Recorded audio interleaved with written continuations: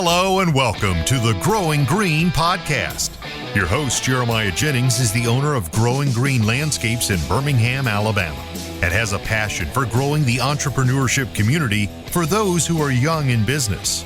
Being a business owner isn't easy, especially in the early years, and that's why in this show we dive into a wide range of topics covering all the challenges small business owners deal with. Even if your company is generating $1 million or more, the stories from our great guest and Jeremiah's own firsthand experiences will propel your business forward. And now, here's your host, Jeremiah Jennings. What's going on, everybody? Thank you so much for tuning in to an episode today here on the Growing Green podcast. This is your host, Jeremiah Jennings, and I'm super excited to come to you today with another fresh new episode for you. Welcome into the show, and I hope you're having a good Friday. If you're listening in real time or whenever you're listening, hope you're having a great day wherever you are out there. You're crushing it, and your business is going well. It's been a crazy week here for us. We admittedly had gotten our work, our backlog had kind of died down. It's been a weird year. It's been a good year so far.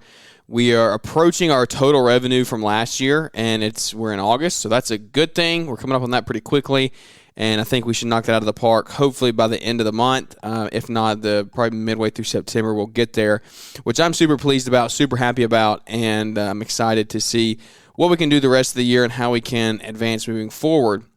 Same thing for a bunch of you. I know that y'all are out there crushing it, doing your thing, growing your business, and having a good time while doing it. I know it's not easy, though. It's tough. It's hard. You probably feel alone at times. I've definitely felt that at some points, but I don't feel it as much now because I have a great community of people around me who are encouraging me, lifting me up, and making sure that we are all in this thing together.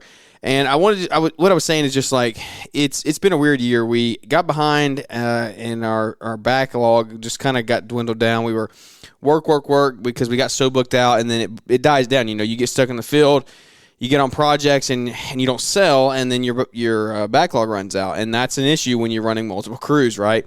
Maintenance not as much. Maintenance is recurring, like that's pretty easy. But when you start doing landscape installs and quote unquote design build work, that is the name of the game. You got to keep selling, and it's a selling machine, right? And that's kind of my role right now. It's got to be my lead role. I'm still in the field some, and we're going to talk about that some more today. But I still have to keep selling. And so that dwindled down. Well, it got down to like really our backlog was gone on the landscape side. We had a couple filler jobs like shrub trimmings for our normal clients and stuff that are just on annual contracts that we can do.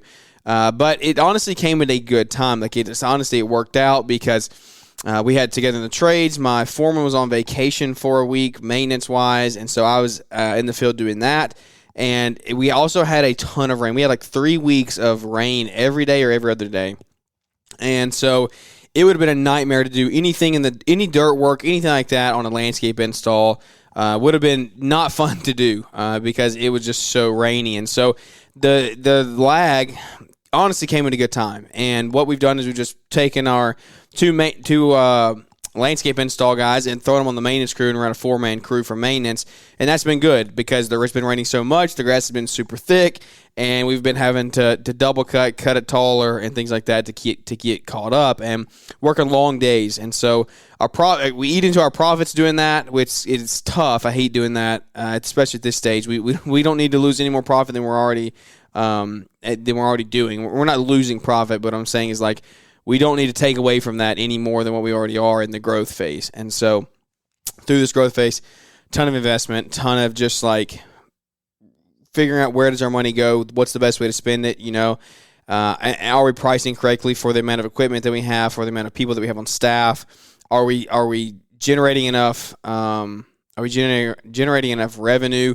And so it's just one thing at a time, one day at a time. I'm taking it and having a good time while doing it. It's stressful for sure, but we're making it. And so the backlog ran out. We got 4-man on the maintenance crew, so that's been good. We've been caught up that way. But now it's crazy. Your backlog runs out. You're like, man, what are we doing? Where do we get work? Trying to sell work. And then all of a sudden, with a few calls here and there, you're instantly booked back out a month. And it's wild how that stuff happens.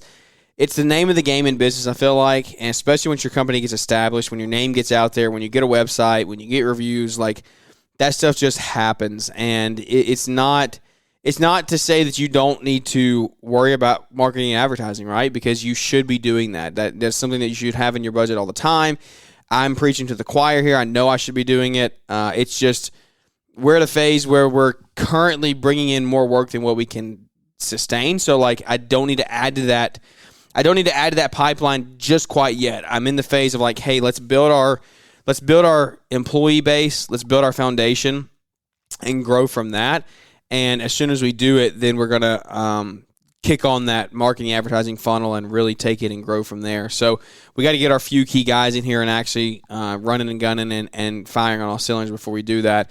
But literally in a matter of a couple days, we're booked back up over a month. And so we are working through that, trying to get everything scheduled, trying to sell work, trying to sell it profitably, raising our prices on our new estimates going out because we just sit down and we did a budget review and just halfway through the year, like, hey, what's our P&L looking like? Where are we at on our budget? How are we hitting it? What percentages are we hitting?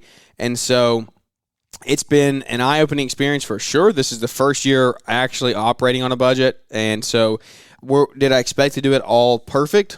Absolutely not. I did not expect that at all.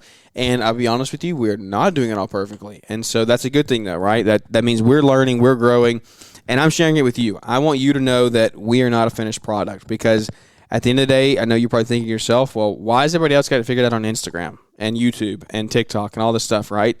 Like that's the facade that the world puts on, that the internet gives you of like everything is good, everything's fine. Why do I have my crap and my issues? And that's just not the case. It's not the case at the end of the day. You need to get around a community of people who are actually going through it with you in the grind. And like maybe they've been through it, they're further ahead than you, and so they're not going through the exact same stages that you are, but they can say, yeah, I've been through that. I know what that feels like, and here's some things you can do to fix it, right? And so that's where we're at. Like the struggles that we deal with on a daily basis of running the lawn and landscape company that we call Growing Green is the stuff that you all do. It's the hiring and firing of employees, right? Like I've been trying to hire guys for the last month. Talked to a couple, had one start. He lasted a week and then he fizzled out.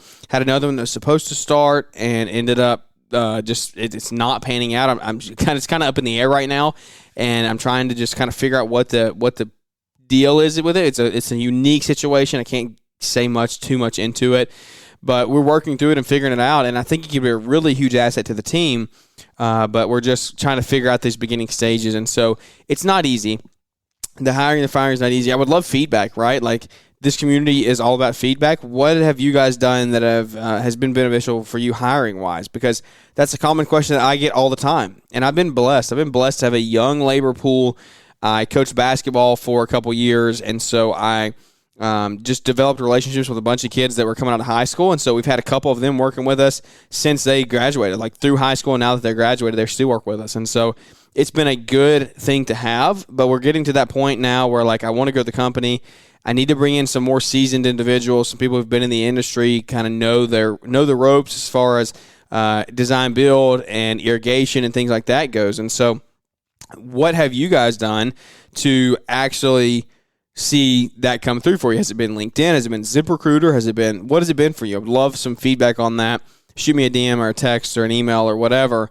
If you actually go to the podcast description, there's a button where you can text me, and that'll come straight to me, and I'll be able to see that. I don't think I can reply to it actually, but I know that I'll see it and be able to view it and then get a basis of like, oh, okay, that makes sense, and then maybe reach out after that and go from there. Sorry, I had lost my train of thought there. I had a message come through on my laptop that I was not expecting to have come through. But anyway, that's real time. That's live, right? And so that is the name of the game here on the show.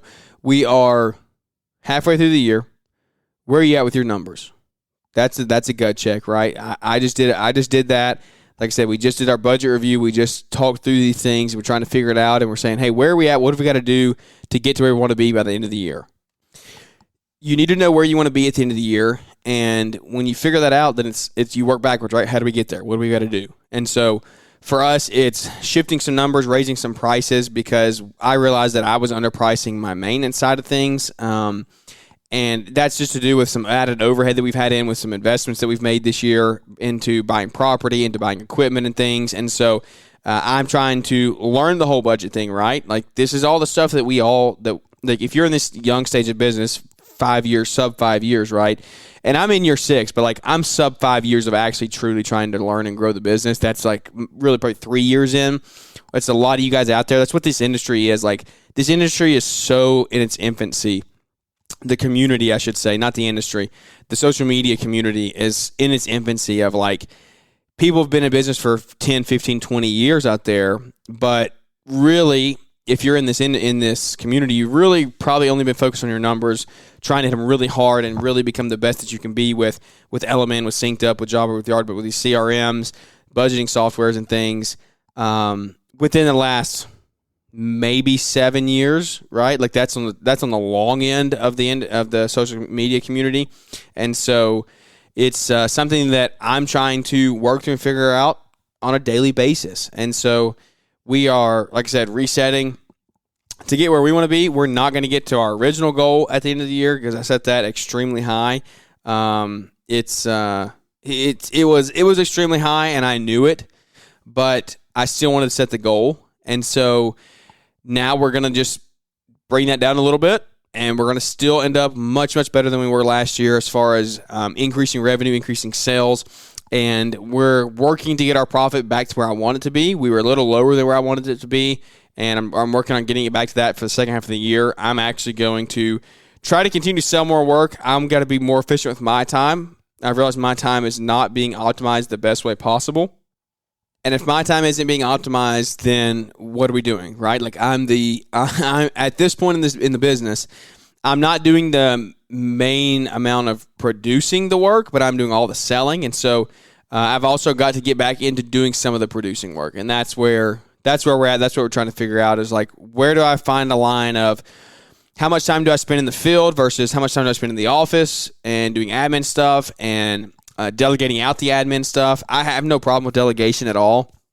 I just got to make sure that when we do delegate and I take on that extra payroll burden, that I am producing the revenue we need to recover that and add profit on it, right? And so just optimizing my time is really the huge thing right now. And this kind of comes back to the office. I don't know that we've talked about the office much on the air. I know I've talked about it on Instagram some, but we recently signed on an office lease, and it's just such a cool opportunity. I know it seems so trivial and not like a big deal at all, right? But it's a really cool point to be at in business. After being in the home office for 4 years of living in that house, and it's just like, I'm so excited to have a place where I can go and get work done and not be interrupted, right? And also not feel like I'm leaving my family out of it either. We were talking about this the other night on the round table, and it was just saying, how people talk work-life balance, right? How do you balance that? What is work-life balance? And I've always said, I don't know that there is. I think that you go hard in areas for certain periods of time, and you focus on those, and that's part of the growth phase, right? That's part of the process. And as we grow, working in the home office is tough because not that you're going to get a home life balance, even in an office space, but what you're going to be able to do is now when I go home and I'm home. I don't feel bad for not getting estimates sent out or not invoicing or whatever, because that is what my office time is for now. And do I have a dedicated place at home? Yes, but like the dog's in and out. If I close the door, Jack's banging on the door. If Jack and Savannah are home, then it's what can I do to help her? What can I do to help her around the house or help them or help get Jack out the door or whatever? Because you hear Jack screaming in the background. And if you got kids, you know what I'm talking about, right? You've seen all this, you've gone through all this, and you know exactly what I mean. And I'm to the point where, like, I got to the point where my time is focused on the business 1,000,000%. That is a huge contributing factor into why we chose for Savannah to stay home from work now. She's not a nurse anymore in the field.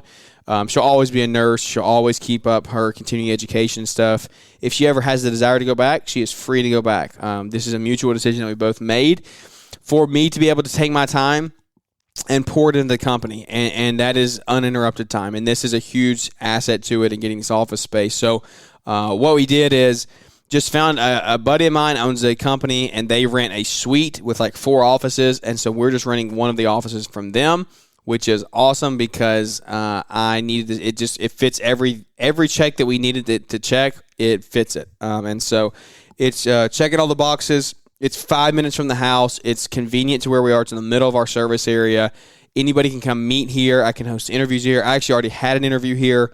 So it's super cool. It feels so freeing to be here and just be able. And that's where I'm recording this podcast right now, and you can hear total silence in the background. See, total silence. No screaming babies. No dogs running around barking. And if you're doing that, guys, stay in it.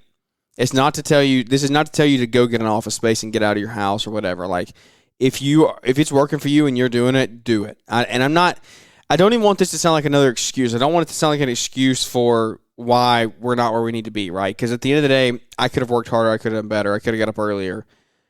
But there's no denying that this makes things more sustainable, because it got to the point where I was in the office all the time. I was either, like, when Savannah would go to bed, I'd go to the office, or when we would finish dinner, I'd go to the office, and they were in and out. And it's just like, if I was home during the day, I would be in the office, and they're in and out, like I said. And so it's hard because it felt like all of my time when I was at home was being spent there. And so that's how it turns into family issues start to arise, because they feel like there is no separation between work and family. And at the end of the day, when you're a business owner, yes, you take it all home with you, right? There is no true separation. But this way, having this office space does feel like, hey, I can at least go there. I can get up, I can go in the morning, I can get up and or I can stay late at night if I need to, and when I'm home, I'm home. My laptop doesn't come home anymore, it stays here. I've gotten to the point where I don't I don't answer calls after 5 p.m. I don't really answer calls over the weekend much. And here's the thing a tip that I kind of implore you to do. Update your voicemail pretty frequently, right? And as your company grows and as you adapt to your situation in your life, make sure your voicemail reflects that, because that voicemail it's the second impression you leave on someone, right? Your website is your first and your voicemail is your second, because they're going to call you. And if you just have some like generic standard, like, hey, this is Jeremiah, thanks for calling, I miss you, call me back, bye. Or I'll call you back, bye, right? Like, that's not personable at all. They're going to, if you don't answer and that's the voicemail they hear, call the next guy that's going to answer, right? Like that, as a consumer, if I get that, that's what I'm doing. I'm calling the next person. The first person I get to answer the phone is the person that's getting my work, right? Well, the thing I'm learning more and more about, and I'm, again, humble, not a humble brag, but just like something I'm figuring out that I am proud of, because I've tried to truly work on this, is talking to people and making sure that they feel like you are solving their problems and you care about their situations. At Lawntrepreneur Academy, we believe in a community where success is amplified, not diminished, by helping others. Introducing the Lawntrepreneur Academy Link membership, your ticket to a thriving lawn care business. Join our exclusive Lawntrepreneur Academy Link Facebook group, where like-minded entrepreneurs share insights, advice, and encouragement. It's not just a group, it's a family dedicated to your success. As a Link member, you'll enjoy monthly hangouts to connect with fellow lawn care professionals, bidding hour calls to sharpen your business acumen, and enlightening lessons from industry experts in our monthly guest expert series. And here's the icing on the cake, our monthly group coaching calls, where your specific challenges are addressed and you receive personalized guidance to excel in your business. Yeah, there's more. Gain exclusive access to the lessons from Brian, the mastermind behind Lawntrepreneur Academy. With call records, PDF recaps, and more, you'll have a treasure trove of resources at your fingertips. Don't miss out on this incredible opportunity to revolutionize your lawn care business. Join Lawntrepreneur Academy Link membership today, and let's grow together. Visit LawnTrepreneurAcademy.com and sign up now, or use the link in the podcast description. Lawntrepreneur Academy Link, your link to success. I have shared on the show about a job earlier this year, was $2,500 higher than the next bid. They chose me. We just went back to do some more landscaping there. Text me afterwards, just confirming this is why, right? And this is not, I'm not sharing this. Plenty of people do this and never talk about it, right? I'm sharing this to tell you that this is a big reason why I believe I won that job is because of that. So why would I not share that with you? That if you're sitting here fighting over bids and you're losing bids and you can't figure out, but you're not that much different in price, but you're still losing, well, what's the missing link? This may be the missing link, right? So why would I not tell you that if I have potentially the answer? It's not to say anything about me. It's to say, hey, this could be something that you're missing. Different perspective, different view. Why don't you give it a shot? And guess what? Maybe when you get good at it or better at it, you'll be able to charge more than your competitor and still get the job, right? And so I don't even know how I got on that, but that was a good 60 seconds there. You should take that and that should be your next viral clip on Instagram. It is all about like figuring out the problem for the customer. And as you do that, and as you grow and as your business develops, you're going to get bigger jobs, you're going to get better jobs, you're going to get more reviews, more referrals, because they truly feel like it. So when you create that voicemail, you make sure that voicemail translates to them.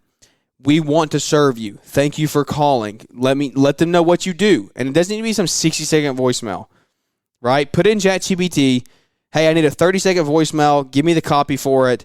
You revise it. You turn it into what you want. This doesn't sound good. Let's change this word. And it also depends on like where you're at. People in the South talk different than people in the North.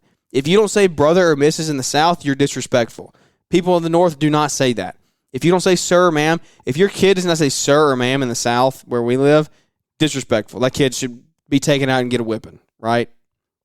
That just it's part of this the way of life down here. In the North, that's never even thought of. You're not disrespectful at all. You just say yes and no, right? And so figure that out. What region of the country are you in? How do you talk? How do your customers talk? How do your potential customers talk that you want to get to, right? That's how you need to be wording your voicemails. When you come across, hey, Mrs. Jones, or hey, potential customer, thank you for calling so much. I'm sorry we missed you. Here's my callback number. We are a full-service lawn and landscape company. We look forward to transforming your project, whether it be indoor, outdoor, turf, irrigation, whatever. You take it and you put it into your company, but that's the second impression you're giving a potential customer, right? So if you're going to implement these things, like I'm saying, I don't take calls after 5 anymore or before 8, and I don't take calls on the weekends. Because guess what? As a landscaping business, we should be treated with the same respect as a law office or a food chain or any other thing out there, a pediatrician's office, any office has office hours, right? A bank. You're not getting someone to answer the phone after 5 p.m. It's not happening. Phones turn off. So why can you not do that? I'll tell you why. The landscape industry has been so trash for the last 50 years, and there's been so many rednecks and so many just like Joe Blows who, I'll cut your guys for $20. There's no professionalism. They'll answer their phone whenever because they're so desperate for cash, right? That's why. That's why we've turned into this, because everyone knows or everyone thinks that there's no standard, there's no professionalism. It doesn't matter. You're not a real company. You don't actually make money. You just cut grass for a living. So you can answer the phone at my beckoning call.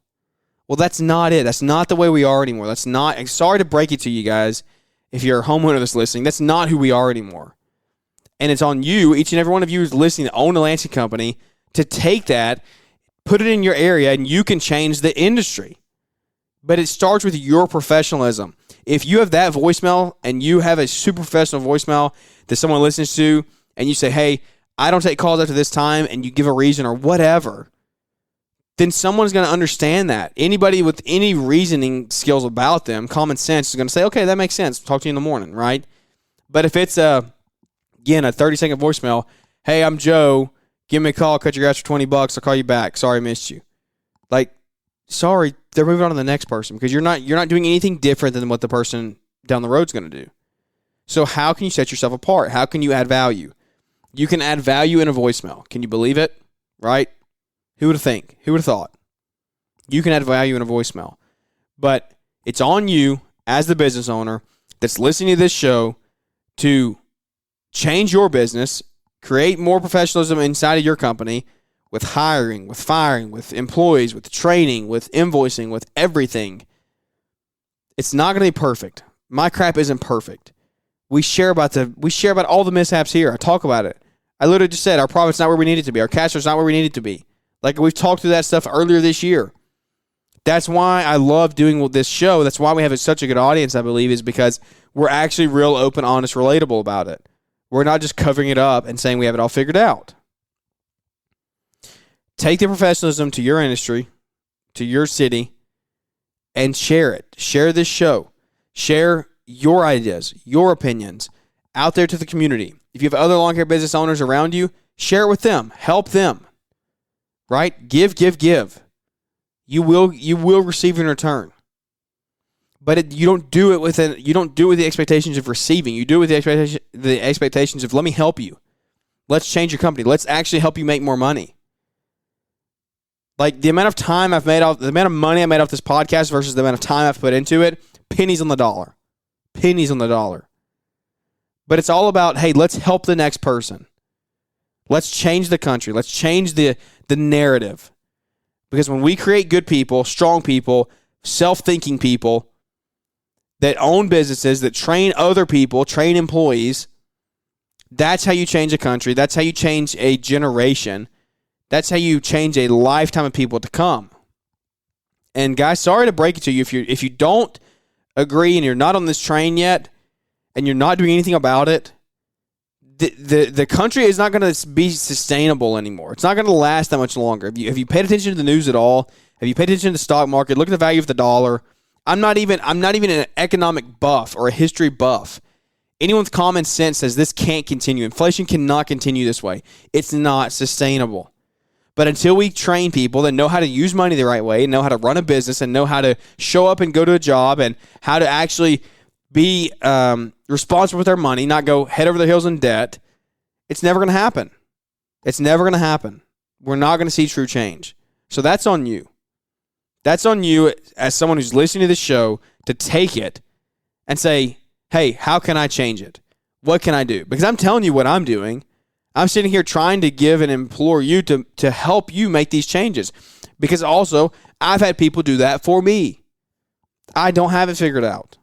But I have people telling me, hey, be better, do more. Get better. Right? So I'll be done yelling now. But I'll let you go. I won't hold you here on a Friday show. I know it kind of came in hot and heavy. But it's just real. It's real, guys. Like, this is the stuff you have to be thinking about. There's value in a voicemail. There's value in being knowledgeable, being professional. Like, take pride in what you do. If you don't take pride in it, if you're not proud of it, then you're never going to be able to turn the phone off and still get clients. You're never going to be able to sell the way you need to sell. You're always going to be working in the field. You're never going to get out of the field at all. You're never going to be able to actually grow a sustainable company. So we're figuring it out day to day as we go. Hope you're figuring it out as you go. Some great resources out there are Launchpreneur Academy. That is where you can find all lawn and landscape resources that you really need as far as starting your business, getting it up and running, growing, commercial contracts, residential contracts, price increase letters, all this stuff that you can go in there and get, postcard templates, advertising material, all of that stuff is in there at launchpreneuracademy.com. You can also check out Link, which is Brian's Facebook group there on Facebook. It's Facebook group, so it'll be on Facebook, right? It's a great Facebook group. It's a great community. I think there's right around 200 people in there now. So having a good time. It's always good conversation in there. So thank you to Brian. If you ever see Brian, say thanks for sponsoring the show, right? Because I know there's people that get value out of it, and we appreciate Brian's help here with the podcast as well. And sharing Launchpreneur Academy, it's a product that I am happy to talk about because I've personally used it and know that it can benefit you as well. So if you're registering for Equip Expo, use code GG50 to get in there for $15 because that's going to end on September the 5th. You don't want to miss that, and we will see you in Louisville, Kentucky there. I thank you so much for tuning into the show. Implore you today, take something from it. Go take action. Be better, do better, give more, do more, and you're going to see true change in your company. There's power in a voicemail. There's value in a voicemail. Take it, run with it, share with someone else. I appreciate your time. It is a true honor to be able to do it 3 days a week. Without any further ado, guys, that's going to wrap this one up, and we look forward to catching up with everybody here on the next one. Thanks for tuning in to the Growing Green podcast. It is an honor to have you listening, and we hope you receive valuable advice to help take your business to the next level. Don't forget to follow the podcast so you'll be notified when our next episode drops.